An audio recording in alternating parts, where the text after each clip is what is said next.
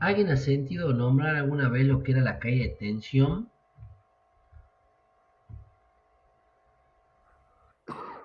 en una instalación eléctrica? ¿Qué es lo que se verifica? ¿Qué es lo que no? ¿Cómo se la mitiga? O sea, ¿cómo se reduce eso?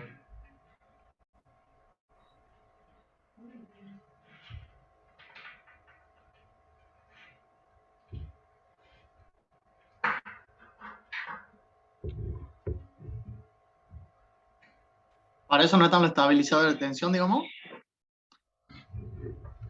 No, esto tiene que ver otra cosa, digamos. Ustedes, mira, a ver, los dejo que sigan leyendo o que sigan consultando. ¿Qué más puede ser?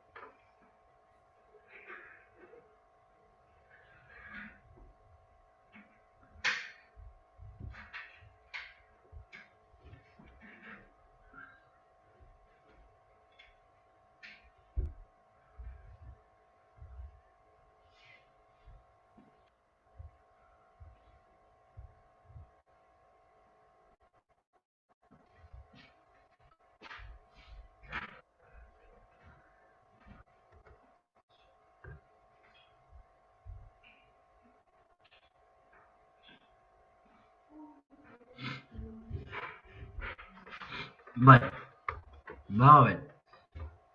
Nosotros lo que se le llama caída de tensión, y acá lo dice, es la caída de tensión entre los bornes de salida del tablero principal y cualquier punto de utilización no debe superar los siguientes valores. Es decir,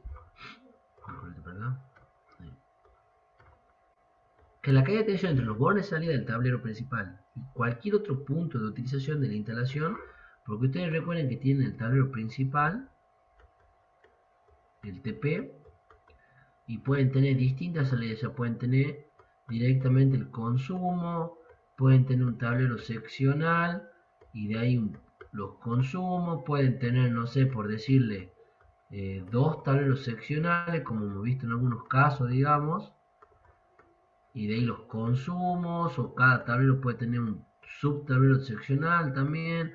O sea, todo eso lo hemos visto cuando hemos visto el esquema de los medidores, ¿se acuerdan? Las distintas configuraciones que podemos tener. Bueno, acá lo que dice es que entre la salida de el tablero principal y cualquier punto de la instalación, la caída de tensión no debe superar los siguientes valores. Para circuitos terminales de uso general o especial y específico, para iluminación del 3%. O sea, la caída de tensión, no debe haber una caída de tensión mayor al 3% entre un entre un principio, que son los bornes del tablero del principal, y el punto que yo quiero medir. ¿Está? Y en el circuito de uso específico que se alimentan solo motores, el 5% del régimen y 15% durante el arranque. Recuerden que el arranque nosotros tenemos una demanda de corriente que puede llegar a ser 7 veces la nominal. Entonces ahí obviamente al tener una corriente mayor, tenemos pérdidas mayores, porque la corriente aumenta y las pérdidas aumentan con el cuadro de la corriente. Bueno, o sea, en esos casos dice que no puede ser más del 15% en la caída de tensión. ¿Está? A los efectos del cálculo de la caída de tensión, los circuitos de iluminación y toma corriente se consideran cargados con su demanda de potencia máxima simultánea en el extremo más alejado del tablero seccional. ¿Qué quiere decir? Que si ustedes tienen un tablero seccional y acá tienen un IUG, un TUG, lo que sea, no importa que ustedes vean con el circuito, o sea, cuando salen con el circuito acá tienen una boca, otra boca, o sea, tienen varias bocas a lo largo, ¿no es cierto? Lo que dice que en la última boca, lo que se hace para el cálculo, se considera que en la última boca, la más lejana al tablero, está cargada toda la potencia del circuito, toda la demanda del circuito. ¿Está? Bien. Eh, Bueno, como ustedes saben, hemos visto que cada circuito de iluminación tiene cargado su propio factor de simultaneidad, que es el 2/3 de la carga total. ¿Está? Y para el cálculo de la corriente máxima simultánea de aquellos tableros seccionales, lo que se previó el uso de factores de simultaneidad para el cálculo de la demanda, debe aplicarse este mismo factor. ¿Qué quiere decir? Que ustedes cuando nosotros hemos hecho una planilla de potencia, que van a ver los casos, hemos utilizado un factor de simultaneidad del 0,8, el 0,7, el 0,6, lo que sea. Nosotros para calcular esa corriente máxima también tenemos que afectarla por ese factor de simultaneidad. Porque esa corriente es la que nosotros vamos a utilizar acá para calcular la caída de tensión. El cálculo aproximado de la caída de tensión en los cables puede realizarse utilizando la siguiente expresión. Delta de U, que es la caída de tensión porcentual, te la da en voltios. A ver, te la da en voltios, y ya le voy a explicar por qué también es porcentual. Esto igual a K, que es una constante, y que la corriente de proyecto, la corriente de línea, o la corriente ya afectada al factor de simultaneidad, lo que sea que ustedes van a la corriente de proyecto en realidad, del tablero, del circuito, por la longitud del cable. ¿Está? Y la longitud, ¿se acuerdan cuando hemos visto me voy acá a un catálogo, catálogo. ¿Se acuerdan cuando hemos visto los detalles constructivos de un cable? ¿Qué se acuerdan cuando hemos visto el detalle constructivo?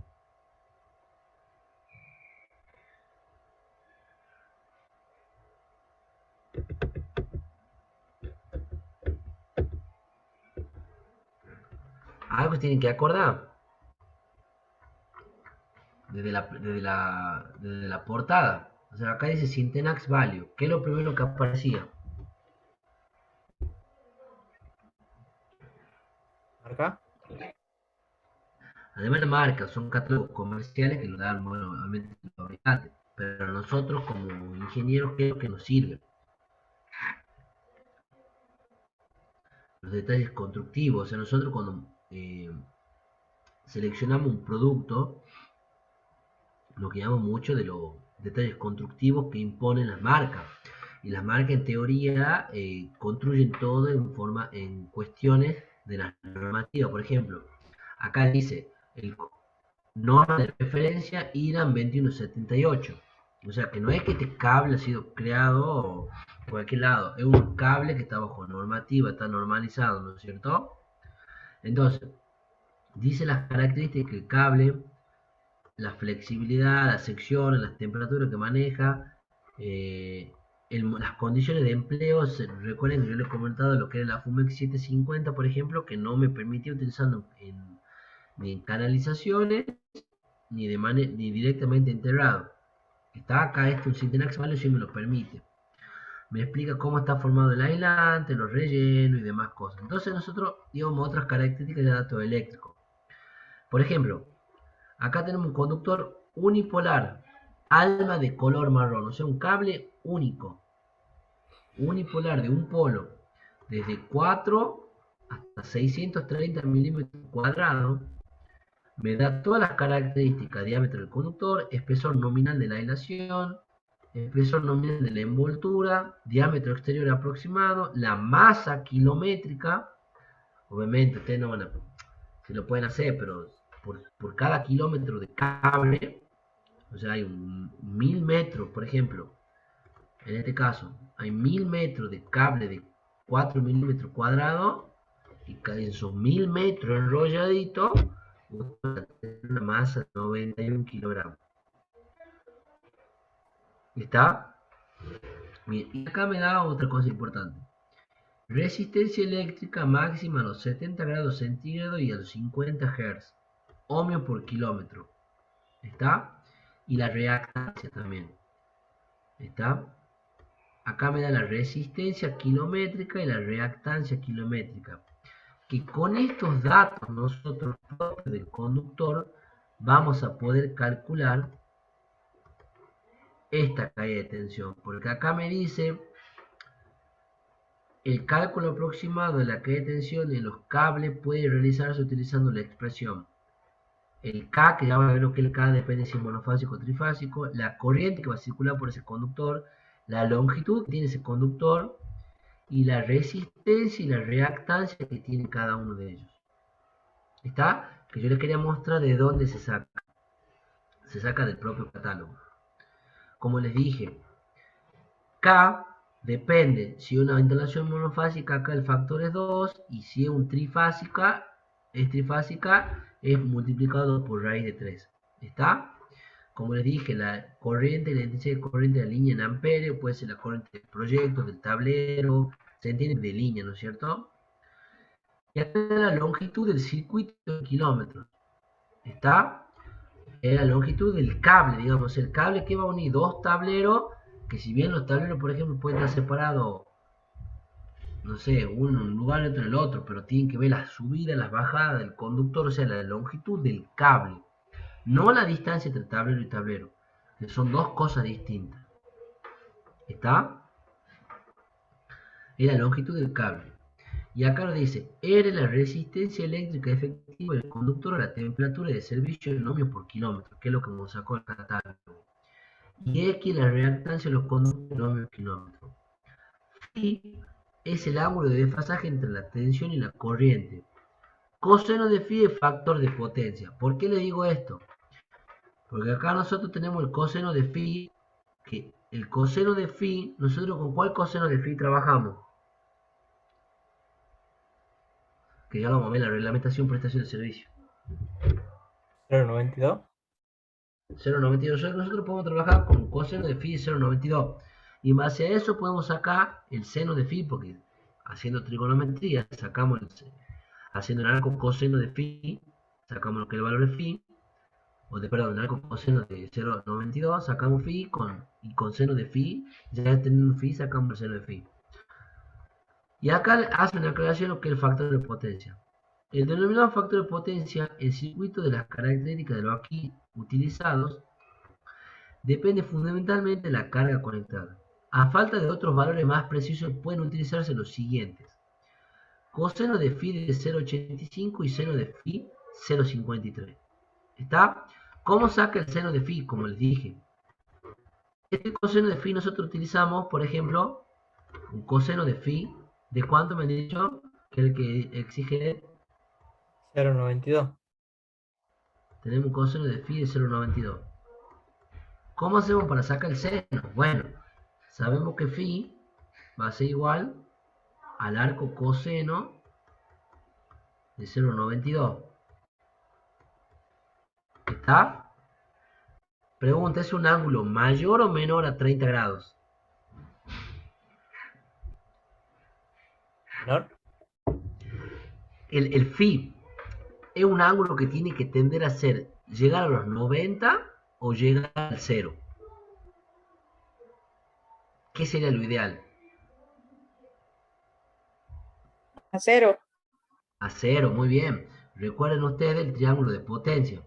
¿Cómo era el triángulo de potencia? Era esto. Esto es S, esto es Q y esto es P. Este es phi. Obviamente, si phi tiende a 0, quiere decir que S prácticamente es igual a P. Y es lo que EDET quiere. ¿Por qué? Porque EDET comercializa o compra potencia activa, aparente, perdón, y comercializa la activa.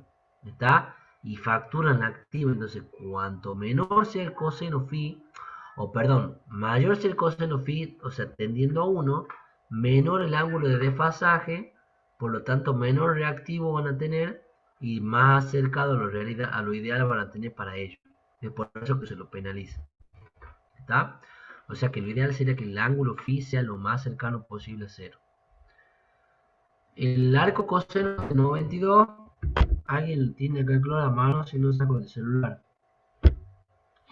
23,07. Tenemos un phi de 23,07. ¿Alguien ha visto? ¿Ustedes han visto alguien ha visto alguna buena boleta de EDET que esté penalizado el coseno de phi? Sí, profe. Bien. Ya vamos a aunar este tema porque luego vamos a ver la reglamentación de prestación de servicio de la provincia que se firma en 1994 cuando se hace el traspaso de agua y energía a los monopolios de las empresas de energía, en este caso EDET, eh, y hay un reglamento que hay que seguir, lo deben conocer ustedes. Se fija esto y se lo penaliza. Entonces, dentro de la boleta es incumbencia del prestador de servicio, en este caso EDET, de informarle al cliente que está alcanzado no o está fuera de norma con respecto al coseno phi. Y también es correspondido a informar al cliente que va a estar penalizado. Obviamente, ¿cómo se enteran ustedes? Hacemos como todo. Decimos, primero van, no se fijan cuánta energía han consumido. Van al final de la boleta y dicen, yo, no, me he venido 1000, 2000, 3000, 10.000. Bueno, y cuando le viene alto, porque hacemos todo así, cuando me viene un montón, empiezan a ir recién a desmenuzar los ítem por ítem de la boleta. Cuando viene, no sé, poco, voy, pago, ni se fijan, ni se calientan, están penalizados. Pero nos pasa todo, cuando estamos excedidos o nos viene algo alto, ahí nomás empezamos a pedir el detalle. No se dan cuenta ustedes, si se van a comer, nos cobró 2.000 pesos, que no era como 1.000 más o menos, piden la cuenta y empiezan, no, aquí la gaseosa, nos cobró cubierto, qué sé yo. Bueno, acá pasa lo mismo. La gente se percata del factor de potencia, de la corrección del factor de potencia, la penalización del factor de potencia bajo, cuando viene alta la factura. Igual van a ver después, cuando analicemos un caso, que la corrección del factor de, no la corrección, perdón, la penalización del factor de potencia es ínfima. Es ínfima para lo que representa la instalación. Por eso la mayoría de la gente no lo corrige. Solamente en algunos lugares como en la industria, no sé, Luis, en la industria lo joden mucho el tema del factor de potencia o directa. Sí, porque también afecta a lo que compran, digamos, en media tensión. O sea, Bueno, ahí también, el cantar, claro, claro, el cantar es otro ahí. la energía activa y la reactiva. Así que sí, sí, también, por lo menos la mayoría de la industria tiene corrección. Aparte, son motores, hay sopladores, hay distintos tipos, compresores, o sea, grandes, hablando ya de 200 HP para arriba, o bombas. Entonces, eso tiene una gran... y directamente se le coloca un banco de capacitor puro y exclusivamente. O sea, ¿cómo está el cuadro armado? Tienen los tableros de distribución, tienen el transformador, entra a los tableros de distribución en baja y después se distribuye a los tableros seccionales donde van el arranque de cada motor con todas sus protecciones, y a la par está el banco de capacitores con su propio relé para ingresar los bancos que haga necesario en el momento del arranque, que es la mayor caída de tensión que tiene. Así que, y como el motor es netamente inductivo, entonces, conocen de motores, ¿verdad? ¿Están viendo, chicos? ¿Han visto algo de motores? Sí, profe, algo bien. Ah, bien, bien, bien, bien. Saben que tiene Igual, el año que viene en accionamiento y control eléctrico con ligeros Presti, van a ver arranque directo, arranque reducido, marcha directa, marcha inversa. Lo que veamos con Daniel nosotros, bueno, ya Daniel se ha jubilado y lo da Presti. Y ahí van a ver la parte práctica. Nosotros tiempo atrás hicimos algunos cálculos de esto en el laboratorio, siempre trabajamos con la otra cátedra. Pero bueno, se ha ido perdiendo eso con el tema de la virtualidad y demás. Pero a ver, chicos, otra cosa que se me ocurre que es muy importante, pero ya va a ser más complicado, por lo laboral sobre todo. Lo ideal sería que nosotros en algún momento, somos un grupo reducido, podamos hacer alguna visita a la industria y a algún lugar comercial grande, como para que ustedes entiendan un poco de todo lo que hablamos. El único problema de las visitas son los permisos. Por ejemplo, a la industria no entra cualquier persona. Se pagan seguros, o sea, se puede congeniar con la facultad, pero coordinan los horarios de ustedes con los nuestros. ¿Para qué? Para que ustedes puedan tratar de entender todo lo que nosotros estamos diciendo acá, en una instalación, una casa, a ver, porque el factor de potencia en una casa, como les decía recién, ustedes van a ir y van a decir, ha venido doña Rosa que le ha venido 3.000 de luz. Me ha venido 3.000 y ha visto la palabra penalización en la par un importe de 300 pesos. No, o sea, 300 como mucho. Me dice, no, no, yo quiero, ¿cómo se hace esto? No, bueno, señora, tiene que corregir el factor de potencia, tiene que llamar a un electricista, un ingeniero. Sí, ¿A partir de cuánto HP se hace un arranque a tensión reducida? no te he escuchado. ¿Cómo?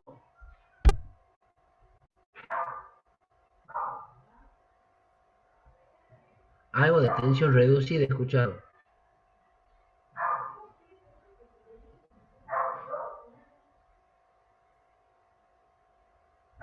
Sí, te está preguntando a partir de Ah, cuánto, de qué valor, de qué HP se hace un arranque a tensión reducida. eso. Bueno, mira, el tema de los arranques reducidos, conceptualmente, ¿por qué se lo hacen? ¿Alguien sabe por qué se hacen los arranques a tensión reducida? De triángulo, con impedancia, son algunos métodos que me acuerdo que veíamos nosotros en la parte práctica. ¿Alguien lo ha escuchado por lo menos?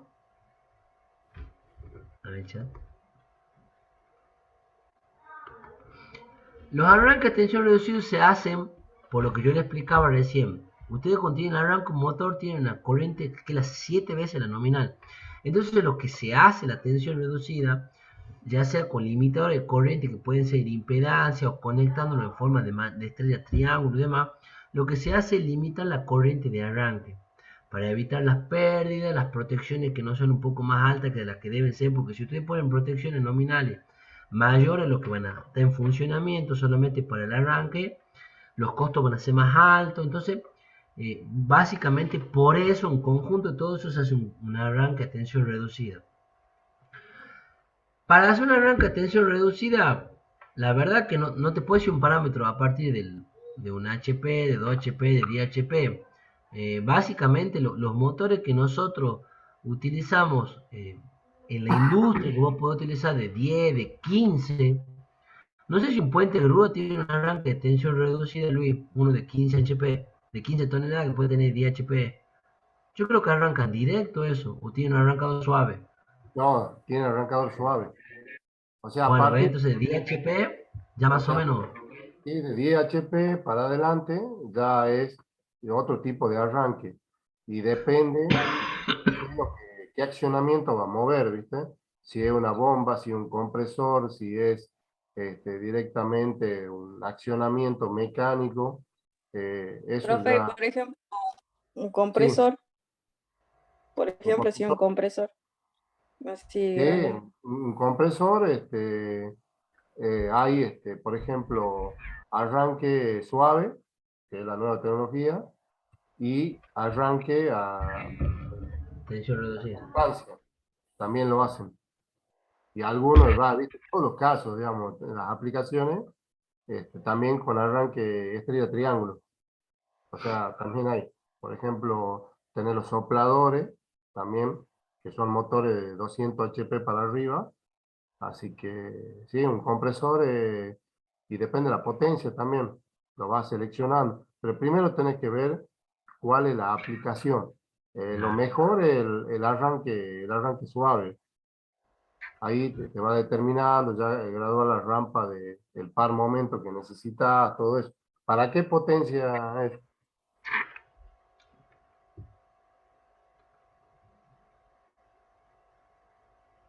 O sea, un compresor, pero ¿qué potencia? Más o menos 7,5.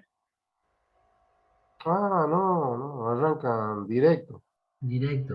Por ejemplo, los compresores chicos, eh, vos tenés el motor que es trifásico, ¿verdad?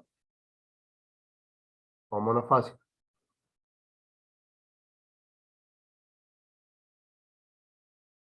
Porque Es trifásico. Claro, sí, no, sí, arranca directo. O sea, ve un compresor ese debe ser de 250 litros, más o menos grande, ¿verdad? Que tiene el tanquecito abajo y arriba tiene el compresor y el motor. Y- Sí, ah, es bien. eso, es Sí, bastante grandecito.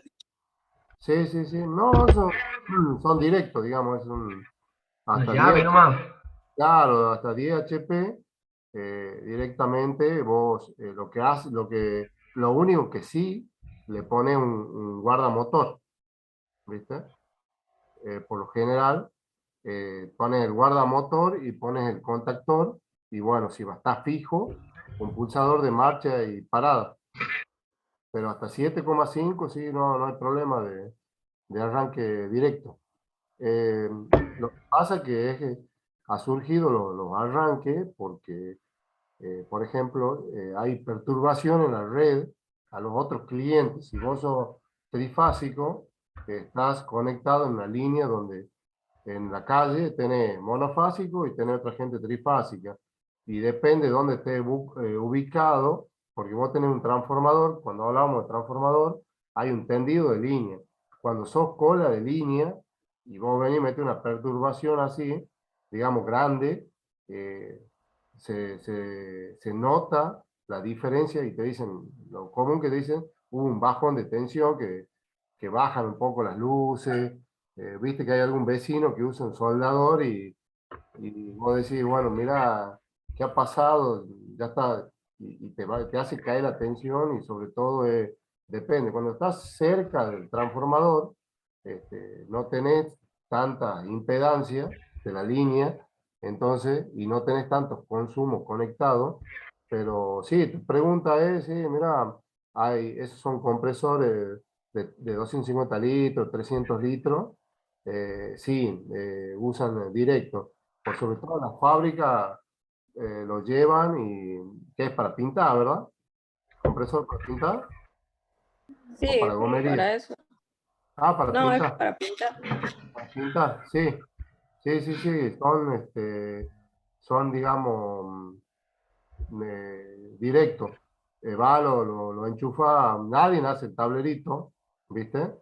Pero si vos querés hacer algo bien, tenés que ponerle un guardamotor, un contactor y un De pulsador de protección marcha y térmica. parada.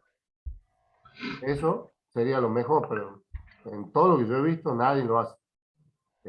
Así que sí, puede ir directo, porque vos vas a tener aproximadamente 12 amperes, a ver, 7,5, Sí, va a tener cerca de 10 amperes de corriente de sí, línea. 11 amperes, 11,25, 11 amperes. Así que con 11. eso, sí, Ajá. es 11 y ten en cuenta que cuando arranca se va a 7 veces. Pero bueno, como siempre tiene un pulmón de aire, excepto que esté vacío, ¿viste? Pero no, arranque directo, va. Buenísimo, profe, muchas gracias. No, de nada, de nada. Pero aconsejale a la gente, si es para un taller que va a estar fijo, que le hagan el Sí, guardamotor y el contactor. ¿Entendés? Y tenés sí, que sí. pedir un guardamotor con regulación, este, ya tenés que fijarte los datos de placa, entonces tenés que Sí. regularlo entre, qué sé yo, entre 8 y 12 o 14, tenés que buscar un guardamotor trifásico, magneto térmico. Y después el contactor para, no hay problema, qué sé yo, capaz que pedí 9 kilovatios, ¿viste? Bobina de 220.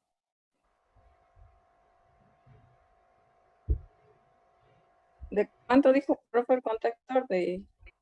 9 kilovatios, De 9. sí. Buenísimo. Y que Listo, sea profe, muchas gracias. bobina 220, si es que no le Sí, exigen, es más barato, porque si no pone una de 24, y de ahí tenés que tener un pulsador de marcha y uno de parada, y el mismo contactor tenés que pedir un auxiliar ya trae un auxiliar NA y si no pediste otro más, si le querés poner una luz que te indique que está funcionando. Un piloto luminoso verde. Bueno, profe, así va a Bueno, ser entonces. Ya lo va bueno, a dar. gracias. Gracias. Gracias, muchas No, de gracias nada. por quitarme la... Eso podríamos hacerlo en el laboratorio, porque año atrás, cuando yo he egresado, hacíamos un arranque directo Sí, de marcha y marcha inversa de un motor trifásico en el laboratorio, como para que aprendan a manejar algunos accionamientos. bien. Coordinábamos esto con el profe de accionamiento, porque a ver, lo que le comentaba el profe Luis, chicos, ustedes han sentido hablar de guardamotores, de contactores y además de los relevos térmicos que van. Son todas estas protecciones complementarias a la interrupción termomagnética que ustedes manejan para las instalaciones.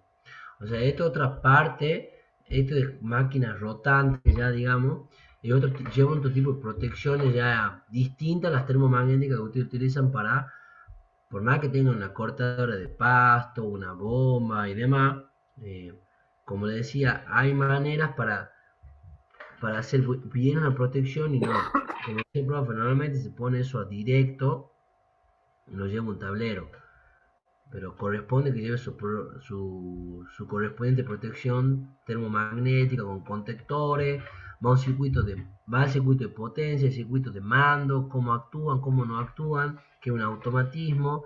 Por eso todo eso lo ven con detalle como trabajo práctico en control y accionamiento en quinto año.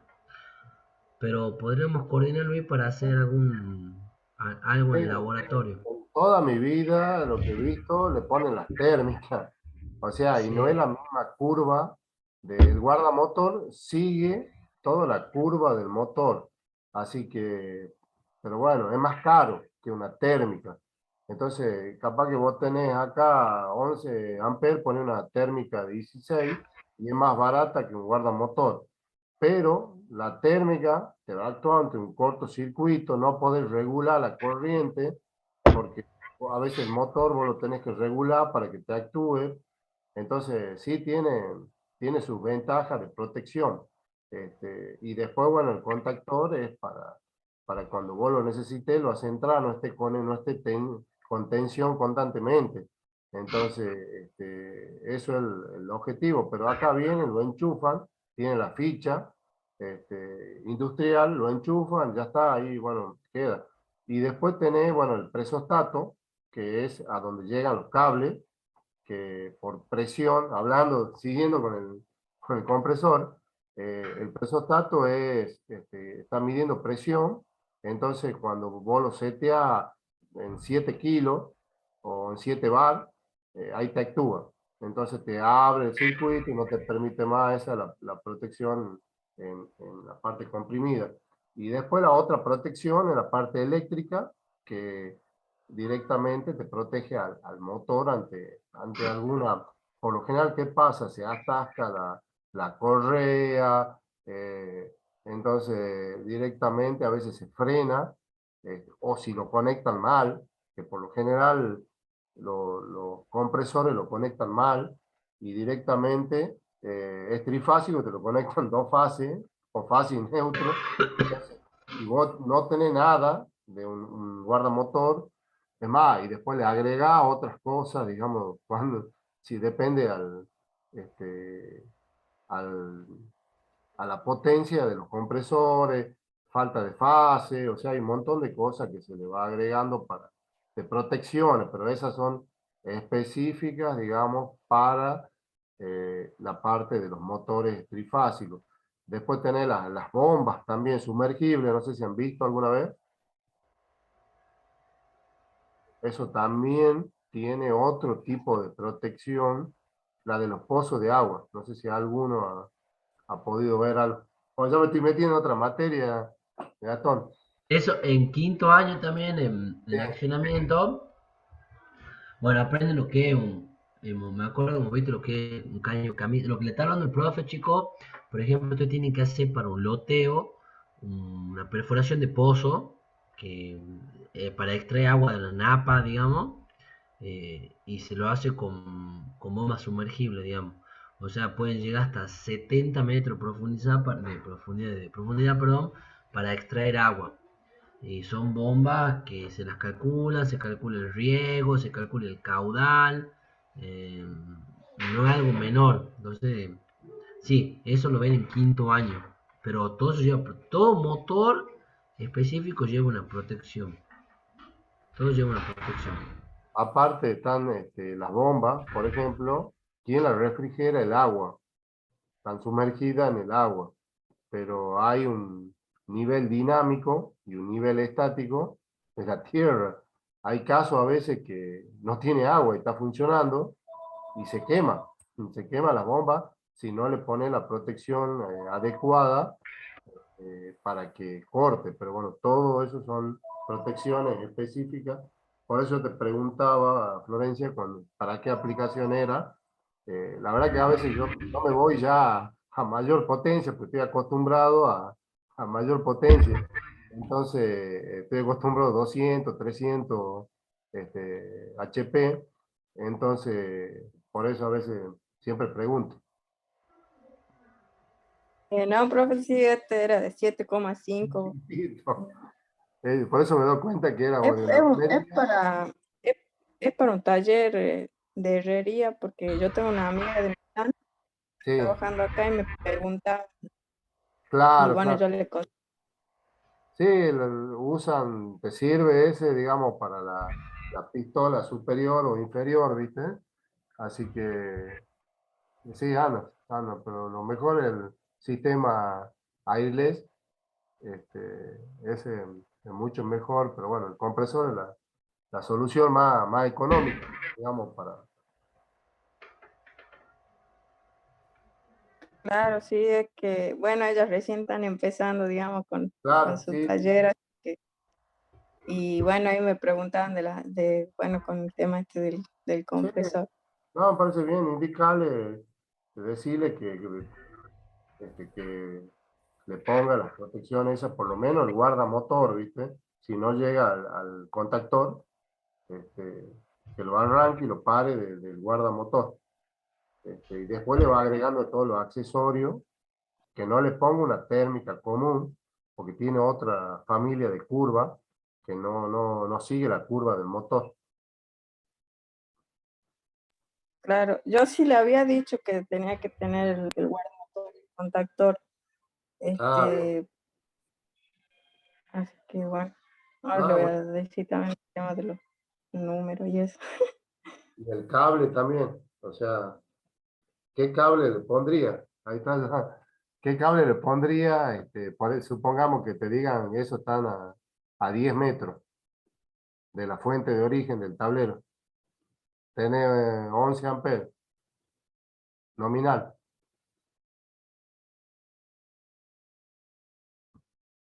Tira un número, digamos, tira un... ¿Qué ¿Qué dice tipo la de sección? cable? Sí, ¿y qué sección? Ya que Yo estamos con el creo que uno ejemplo. de 4 milímetros. 10 o de 6. De 10 o más sería mejor. Ahí he Sí, es escuchado uno que decía 4. de 4, ¿por qué de 4? No, No es no, he muy poco. escuchado, no sé quién ha dicho de 4. Rodrigo, profe.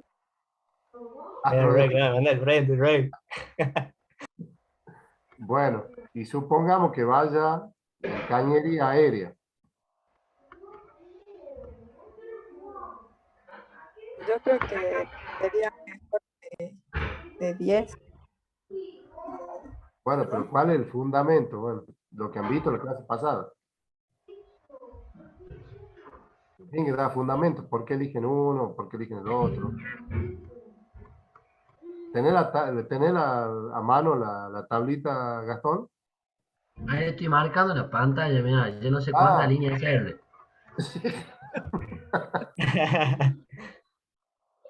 Ya le hago una estrellita. ah, Ese no, sí, yo tampoco no me he dado cuenta. Eh, entonces esa es tenemos la, ¿Viste? La- Esa es la famosa concepto y fórmula que tiene que llevar por siempre. Tenemos la corriente del proyecto, que no, que sería 11 amperes, dijo que no. 11. Sí, Bueno, la térmica tendría que ser superior. Y el cable también, o sea, o sea la que corriente. tendría que ser, digamos, si le pone térmica, pero acá tiene que ir guardamotor, pero como tiene Claro, pero regulación, el guardamotor, tenés que, pero va bien, va bien, va bien. Ahí vos tenés que, una vez que lo ponga en servicio, con la pinza amperométrica, tenés que tomar el consumo, el régimen de trabajo. Y ahí va a posicionar el valor óptimo de la regulación. Bien, va bien ahí. ¿Y ahora qué sigue? supongamos que le pongamos una térmica, le Bien. Sí, pondría, bueno. le pondría una de 16 amperes, por ejemplo. Bien, Y la corriente admisible del cable tiene que ser superior a eso, a la nominal de la térmica. exacto. Y de ahí, ¿de dónde sacaría el cable? La corriente de...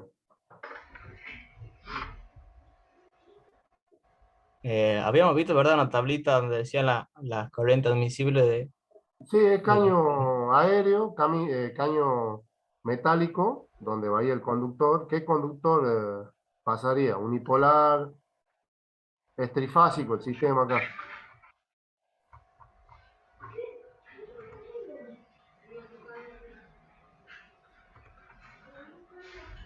¿Por dónde va a poner Caño aéreo, aéreo. aéreo va a ser Florencia?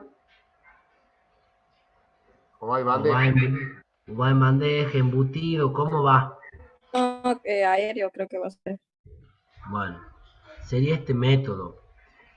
¿Entraría acá en el 1 o en el 2? ¿Dónde entro? en el 2, el ¿Por trifásico. qué? Porque es trifásico. Hemos dicho que nosotros tenemos una corriente nominal de 11 amperes de línea. Sí, Me falta una protección de 16. O sea que yo mínimamente tendría que poner un cable de 4 por 2,5, que tiene una corriente nominal de 17 amperes en ese método. Pero, como queda medio justiniano, vamos a adoptar el criterio del electricista. Que el electricista siempre dice, no, póngale más. O sea, ellos lo hacen hacen, los electricistas hacen algunas cosas bien, pero sin fundamento. O sea, si usted me dice un 4x4, sí, pero un 4x2 también cumple la normativa. Pero ante un ampere de diferencia, no podemos ir directamente al 4x4. Otra El que Doña criterio Rosa tiene económico. plata. No, no, fuera de eso, entra también un criterio económico, porque vos vas a tener, ¿cuánto puede tener de separación de un cable del otro?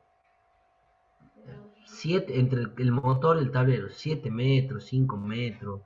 Y la diferencia económica entre tu cable de 4 por 2,5 y de 4 por 4 no es mucha. Entonces, por ahí es preferible estirarse un poquito más. Ahora, cuando vos me estás hablando de distancia de 100 metros, 50 metros, de corriente un poco ya más arriba, ahí sí tenés que ajustar. El tema de la Tenés que caída de ajustar. tensión. Ya vamos a ver el tema de la caída de tensión, pero hay veces que vos por la caída de tensión tenés que una manera de mitigar la caída de tensión y aumentando la sección del conductor. Porque al aumentar la sección del conductor, ya vamos a ver por qué, pues tiene que ver con el R igual a ρ por L sobre S. Vos disminuís con la resistencia, aumentando la sección, disminuir la resistencia, y al disminuir la resistencia disminuir la caída de tensión, porque la corriente sigue siendo la misma. Es todo electrotecnia, digamos, y una de las maneras de disminuir la caída de tensión. Decime, Luis.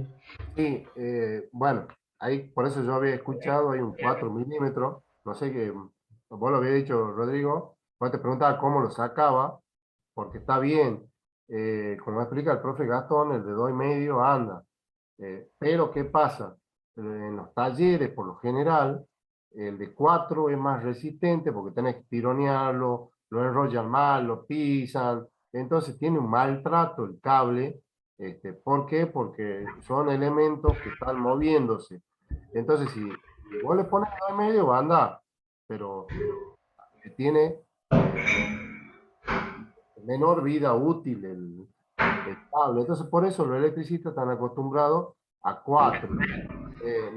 Después hay otro caso que las borneras soportan hasta terminales de 4, si no entrar al motor de un motor de esos chicos, pues ya se te complica. Entonces, porque si ya va con un cable de 10, ya los motores viene estandarizado la entrada en rosca eléctrica. Entonces después tenés que buscar un prensacable, o sea, es toda una historia que bueno, cuando ustedes lo vivan se van a dar cuenta. ¿Por qué? Porque hay algunos, ustedes van a ver algunos motores que entran así, queda el hueco, después le entra agua, o sea, ya no queda estanco, nada. Pero se elige siempre hasta esos elementos así, 4 milímetros, que son, después tenés máquinas que también requieren un cable más resistente, digamos, porque empieza el maltrato. Entonces ahí viene cuanto más fino el cable, se destruye más rápido. Esa era la declaración que quería dar, digamos, de lo que pasa en el mundo.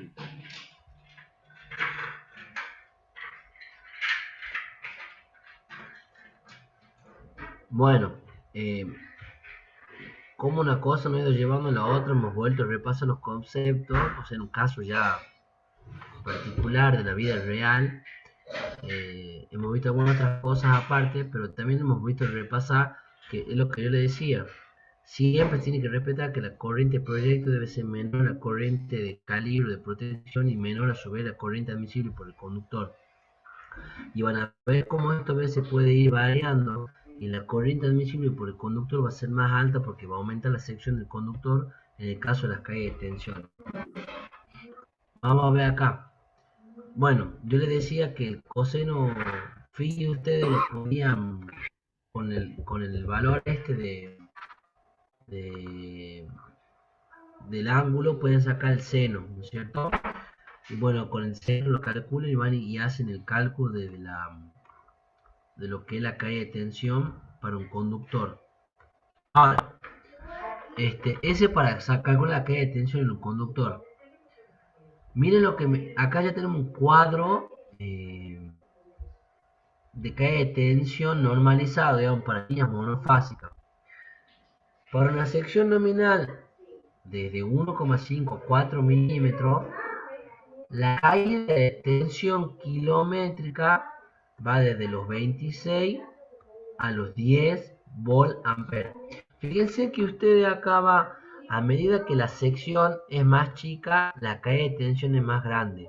Y a medida que la sección es más grande, la caída de tensión es más chica. ¿Por qué creen ustedes que pasa eso?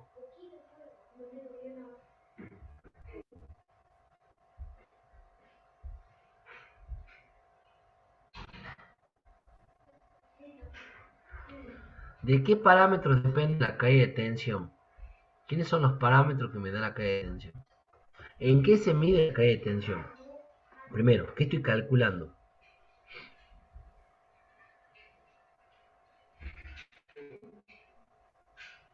Una tensión en voltio.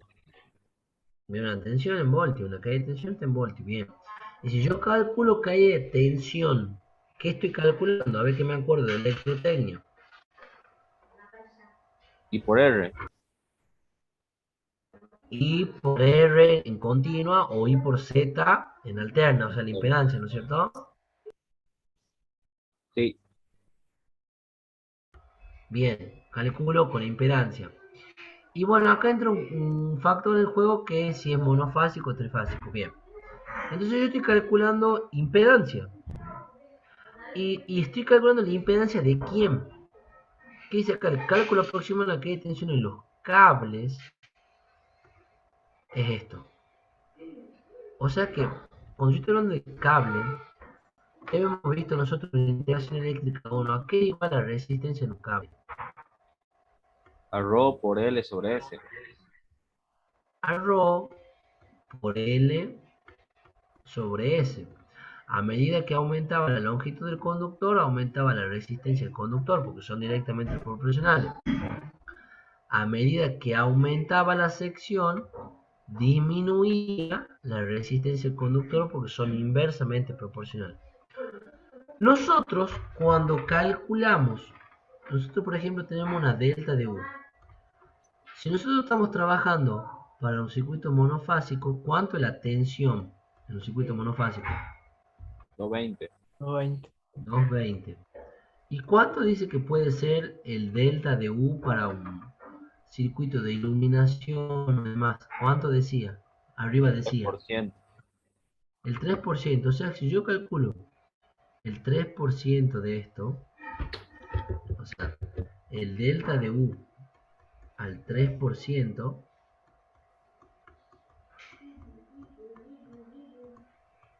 es 6,6 voltios.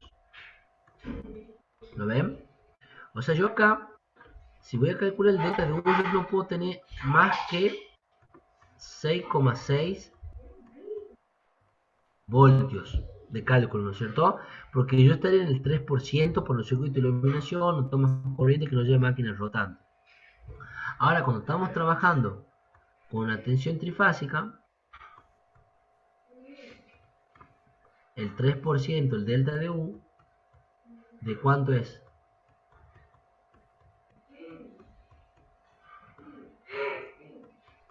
11,4. 11,4 voltios. ¿Está? 11,4 voltios. Esos son los márgenes que yo puedo mantener de caída de tensión. Ahora, ¿qué es la caída de tensión? Recuerden ustedes que la caída de tensión, o sea, I por R. Ustedes ¿qué es lo que se mantiene constante en esta caída de tensión?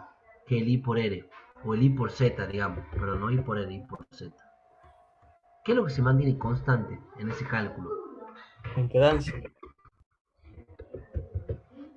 La corriente de proyecto y la tensión, profe, que es lo que acabamos de calcular, eso se puede modificar ya. La corriente de proyecto la puede modificar, o sea, no hay que decir, hoy tengo caída de tensión acá, te lo digo por un circuito, como puede ser por un cola de línea también, ¿no? O sea, hay varios casos. El concepto es el siguiente. Vos tenés una caída de tensión, sí, bueno, la corriente de proyecto es tanto. No, el cálculo me da 7 voltios. No, bueno, le quito corriente. Y si yo le quito corriente a ese circuito, ¿qué quiere decir? Que le estoy quitando carga. O sea que estoy limitando mi proyecto. ¿Se entiende?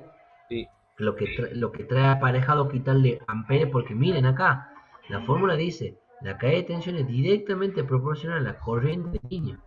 O sea que a más amperes, mayor caída de tensión. A menor amperes, menor caída de tensión. Yo no le puedo quitar amperaje o de carga a un circuito. Como yo sé que este producto es constante, y esto es constante en realidad, lo que hago para mitigar la caída de tensión, para que esto disminuzca, es aumento, en realidad disminuyo la impedancia. ¿Está? Voy bajando la impedancia. ¿Cómo lo hago? No puedo decir yo, voy a bajar la impedancia y decir, bueno, no, en vez de tener 30 metros el conductor, lo voy a bajar a 20, porque también me estoy limitando. O sea, me estoy limitando y llega la carga cuando yo quiero. ¿Cómo es la forma de reducir la resistencia de un conductor y por lo tanto bajar la impedancia del conductor? Es aumentando la sección del conductor. ¿Está? Entonces ustedes fíjense acá en la tabla.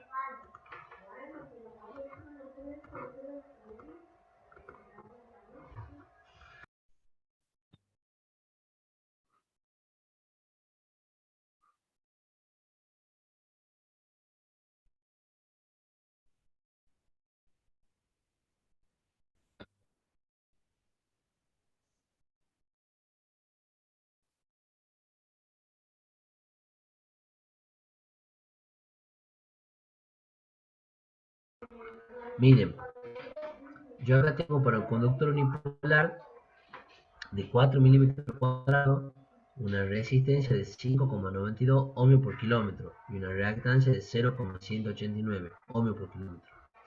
a medida que va aumentando la sección del conductor, miren qué va pasando. Disminuye la Va resistencia. bajando, va bajando la resistencia porque son inversamente proporcionales. Es lo que yo les explicaba. Entonces, cuando ustedes un circuito tengan en una carga, tengan una caída de tensión, la forma de mitigar esa caída de tensión es aumentando la sección del conductor que alimenta la carga. Ojo, este es un cálculo que se da para que ustedes tengan en cuenta un parámetro. No es que ustedes van a tener que hacer este cálculo de un conductor que va desde el tablero hasta el fondo de la casa, que puede llegar a tener 20, 30 metros. Este cálculo se lo hace cuando la longitud del conductor puede llegar a tener 55, 60 metros de largo en adelante. Ahí donde se debe verificar el cálculo de la caída de tensión. Si no, prácticamente no se lo da. Porque no es tanta la resistencia que tiene el conductor. ¿Se entiende? O sea que cuando tengan un conductor de una tirada de 50 metros para adelante, por las dudas, ahí vayan un cálculo aparte y voy a calcular la caída de tensión de este tramo para ver por las dudas si cumple. ¿Está? Y ustedes, ¿cómo se verifica la sección del conductor? Vamos a ver cómo se verifica. Yo tengo otra fórmula y le voy a pedir que la anoten, por favor.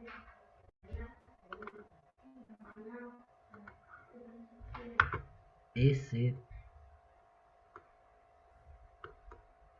era igual a...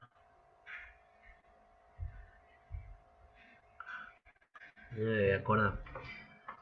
Hago una forma más fácil de sacar la sección, porque acá para calcular la sección correcta van a tener que utilizar la reactancia y la impedancia. A ese rato era ρ por I por L por K sobre delta de U, creo que era. Esta era la forma, si no mal no recuerdo, a ver, que más fácil me daba de calcular la sección del conductor. Porque ¿qué van a hacer ustedes? Por ejemplo, tengan una corriente de proyecto. ¿Por qué es importante esto? Pueden tener una corriente de proyecto de 98 amperes. ¿Está? O sea que esa carga la tiene que proteger una corriente, un calibre de protección de cuánto más o menos.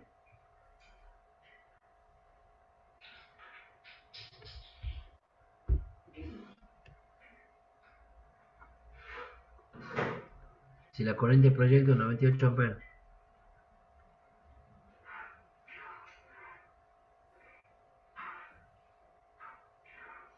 ¿Cuál es el calibre de protección que le pongo?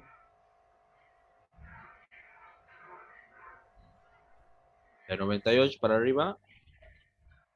Mínimamente. La comercial más próxima es la de 100 amperes. Que también pueden poner una regulada ya de 125. Fíjate, Luis, si esa fórmula verifica. Ya no me la acuerdo. La utilizaba así yo. Bueno, tengo una corriente de protección de 125 amperes. Y la corriente admisible para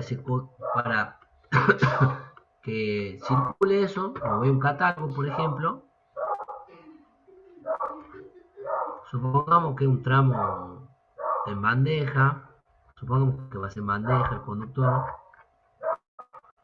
bandeja perforada, un conductor trifásico, que yo tendría que tener un conductor de 50 milímetros cuadrados. O sea que en 50 milímetros cuadrados estoy en 133. Vamos a ver una IZ de 133 amperes. Que está aparejado a unos 50 milímetros cuadrados. Esa es la sección nominal del conductor. Eso es lo que me dice la IB menor que la IN y a su vez menor que la IZ. Pero ¿qué pasa? Nadie me ha dicho que esta carga se encuentra desde el tablero a 100 metros.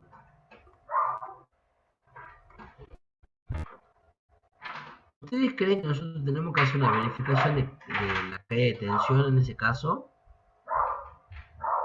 Sí, porque ya supera el Y ya 25. superamos los 60, que sería lo Bien. más. Acá la sección que me da en función de la corriente, o sea, acá la sección, estos 50 milímetros cuadrados, es sección en función de la corriente admisible, de la IZ. O sea, ustedes han ido y dicho, no, te incumplí, esta sección de 50 milímetros cuadrados admite hasta una corriente de 133 amperes. Bueno, con eso me quedo. Pero no tienen que calcular ustedes la sección en función de la caída de tensión. ¿Cómo lo hacen? Van y calculan esta sección con esta fórmula que yo le puse acá. Vamos a continuar acá. ¿Qué material estamos utilizando nosotros? En teoría, ¿un cable de qué es? De cobre. El RO del cobre es 0,017. ¿Está? ¿Por quién? Por la corriente. ¿Qué corriente multiplico? ¿Qué 98. corriente? Por la de 98 amperes. Por la longitud, que son 100 metros. ¿Y por el K de cuánto? Raíz de 3. Raíz de 3, porque es trifásico. Muy bien. Todo eso dividido en el delta U. ¿Cuánto va a ser el delta U?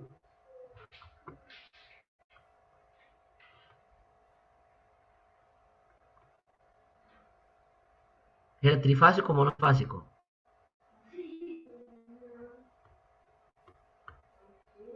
Trifásico. 11,4. ¿Está? Entonces, vamos a utilizar la calculadora. Hacemos 1.73 por 0,017 por 98 por 100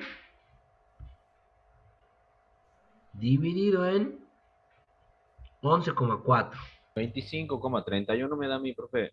Bien, esa es la sección, estaba bien el cálculo, esa es la sección que me da el cálculo. O sea, yo que tengo, he dicho, calculo la sección en función de la corriente admisible que me da 50 milímetros cuadrados. Y calculado la sección en función de la corriente de proyecto.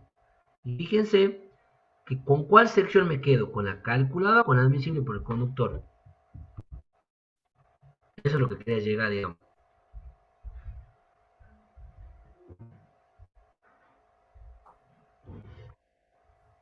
¿Con cuál sección? Esta sección es casi 26 milímetros cuadrados.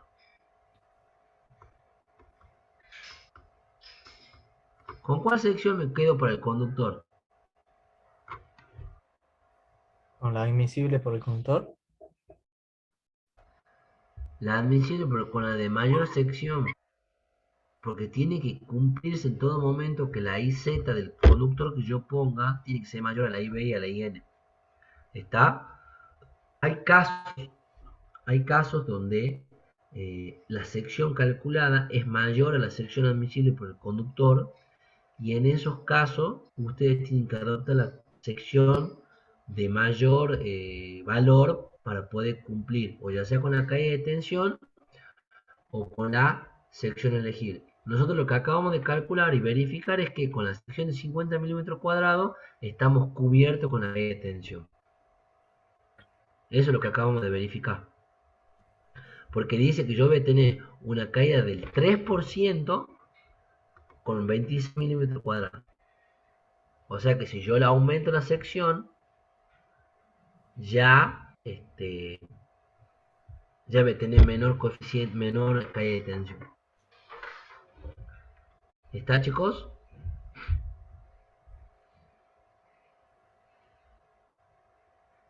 Esta es una formulita que utilizaba yo rápidamente para hacer los cálculos.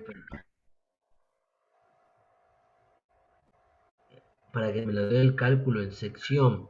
¿Por qué? Porque hay otra forma que ustedes pueden sacar esto. Pueden decir acá, tiene la caída de tensión que saben que si es trifásico es de 11,4, saben el K, conocen la corriente del proyecto, conocen la longitud y despejan todo esto. O sea, R por coseno de phi más X por seno de phi.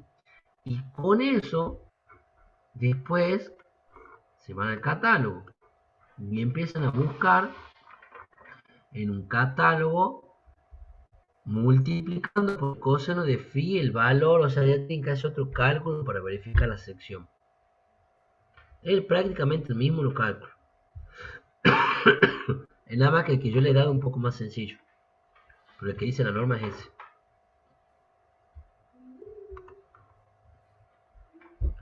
¿Está, chicos?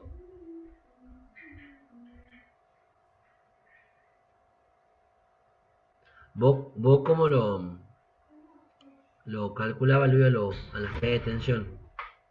¿Con esta fórmula? Y no, directamente, digamos, con los cables. Bueno, esta sí en la facultad, pero después, bueno, del catálogo, yo me manejo con este catálogo, siempre me manejo con este de INSA, y acá atrás tiene, bueno, la parte de toda la parte de la impedancia del cable, digamos, si depende si es en media, en baja, y te va dando ya directamente y te dice cuál la sección la sección a adoptar. Por lo general, los casos que me tocó a mí, en 100 metros no hay problema. O sea, después, si le tiras 500 metros, ahí recién empieza con problemas de la caída de tensión, pero bien para adelante. Que siempre donde va a tener un cable, te dicen, bueno, mira, bueno, ¿por qué? Pues depende si el cable, como yo siempre he trabajado con cable grande, entonces no hay tanto problema porque tienen la sección y con lo que estábamos viendo, entonces hay menor caída de tensión. Pero bueno, yo siempre me manejo con este catálogo, y bueno, catálogo tiene otra fórmula diferente. Esta que vos estabas haciendo acá, esta es una regla práctica de ahí de la facultad que la aplica y te da rápido. Pero bueno, en el otro caso, digamos, lo Es vas un poco tomando. más empírica la otra, la que da la normativa más empírica. Este como para hacer Claro, un cálculo rápido, digamos. Yo lo utilizaba para dimensionar los proyectos, esto y para verificar en algunos casos. está siempre aproximado, digamos, con aquella. Sí, Aquella y no le es, pifiá, digamos. no, el margen de error es mínimo, pero el delta de U en el caso aquel te lleva más tiempo calcularlo. Imagínense, Claro.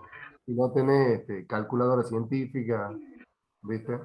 O sea, está No, es que más rápido por el momento de utilizarlo, porque si no, lo que le decía es que se compara una fórmula, que es esta,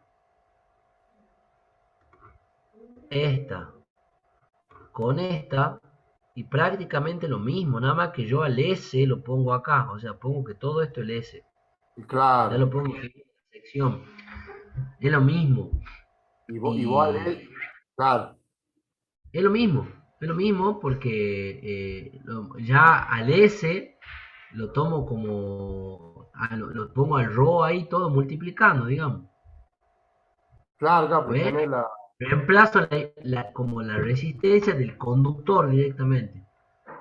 y Que después, es ρ por L sobre S, y el S pasa multiplicando, pasa dividiendo el delta de U. Directamente trabajo con la resistencia del conductor, porque la resistencia del conductor es la que me provoca la caída de tensión, no tanto la reactancia. claro, exactamente. Sí, sí. Y ahí se descompone esta.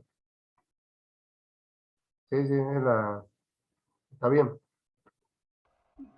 está Así bien. que bueno, es algo práctico, digamos, que a mí me sirvió muchos años calcular la caída de tensión así. Sí, porque Pero te bueno, da lo mismo, te da lo mismo y en base al delta de U que vos querés tener, es lo que te va a dar la sección.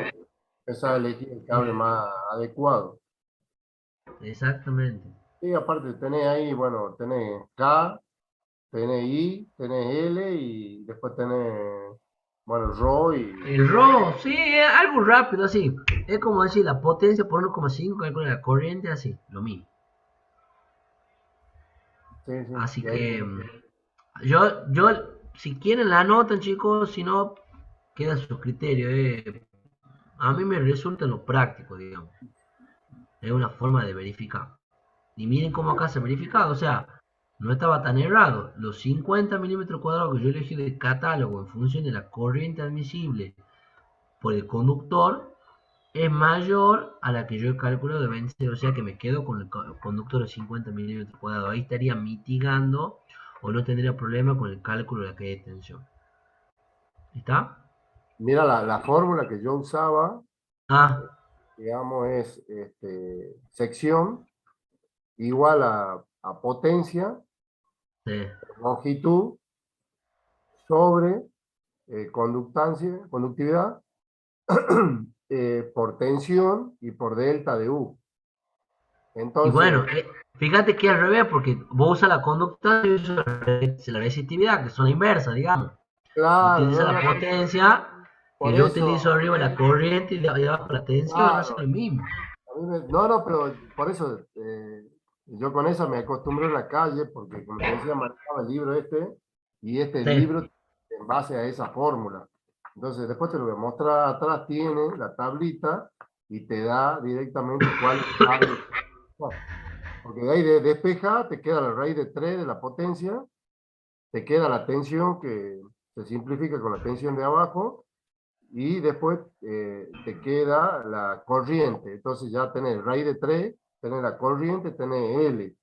Y abajo la podés pasar a la resistividad arriba, que a vos te da 98, y después te queda el delta de U. Ya sí, Es lo ¿Fue? mismo, otra manera de verlo. sí. Ahí mandé en el grupo una imagen de la fórmula que están comentando. Para que yo no tengo mi celular acá. A la forma que dice usted, ingeniero Gastón, le falta un Sí. 2 arriba. ¿Puede ser o no? No, lo que pasa es que yo utilizaba acá un K. Ahora te voy a mostrar. Yo acá uso un No, K ese es para el raíz de 3, para trifásico y 2 para para monofásico. trifásico y 2 para monofásico. Ah, claro, claro. Ahí está. Es la que sale Ya entendí. por eso. Acá, mira, Sí. acá. Constante igual a 2 para sistema monofásico y bifásico y raíz de 3 para sistema trifásico. Sí, me da lo mismo, ¿verdad? Que yo la armo de otra manera. No, O sea, mientras chicos, miren cómo tenemos dos criterios distintos, o sea, no criterios distintos, tenemos dos fórmulas distintas con el profe y llegamos básicamente al mismo ¿te la concepto. podés O sea anotar la mía? Así. sí, para, dame un segundo. Borrar. No, acá viene acá. Ahí la que pasé también está en función de la potencia. A ver, no lo he visto. Me ha dicho Luis, S igual a Ah, la mando al grupo. potencia. Sí, sí, en el grupo. Sí, por Yo no L, tengo abierto el WhatsApp web. por L. S igual a potencia Sí, por L, por la longitud. por L Sobre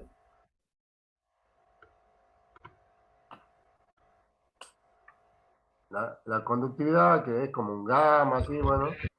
Así. la conductividad inversa, la resistividad, sí, Por U, por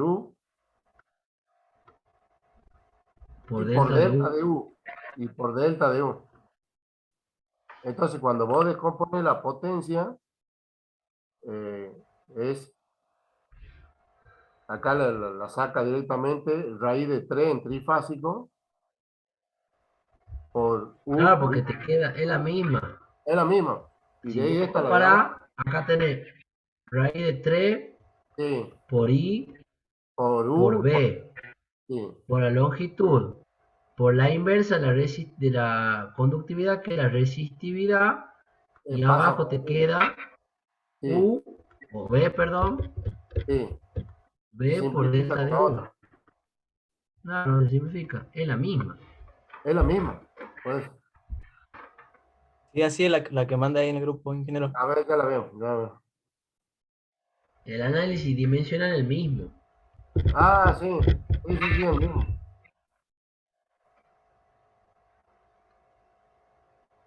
Sí,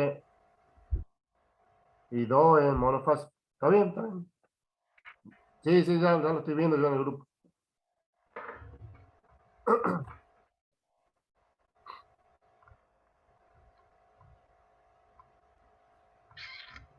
Bueno,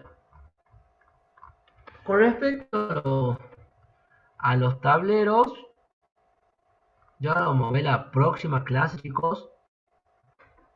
Vamos a repasar un poco lo que hemos visto en los tableros, porque recuerden que nosotros en tableros hemos hablado bastante de tableros. El profe llevó un tablero la otra vez. Ese tablero te lo lleva Luis, el que nos mostró en clase la otra vez. 9. Te lo lleva. Sí. Ah, bueno, bueno, ya con el profe también que podemos coordinar para que algún día lleve un tablerito no muy grande, para que lo veamos en la facultad, un tablero a medio armado, para que, bueno, trabajemos un poco más sobre todo esto, digamos, ¿ah? Eh, para que tengan en cuenta algunas cuestiones como cómo se arman los tableros, cuáles son las protecciones para un tablero trifásico, monofásico, si es principal, seccional, qué vínculo hay entre uno y el otro. Y ya con eso, chicos, terminaríamos la normativa. Ah, porque después hablas ya generalidades y ya entraríamos en otro tema. Así que faltaría ver esa parte de tablero nomás, chicos, y terminamos con todo.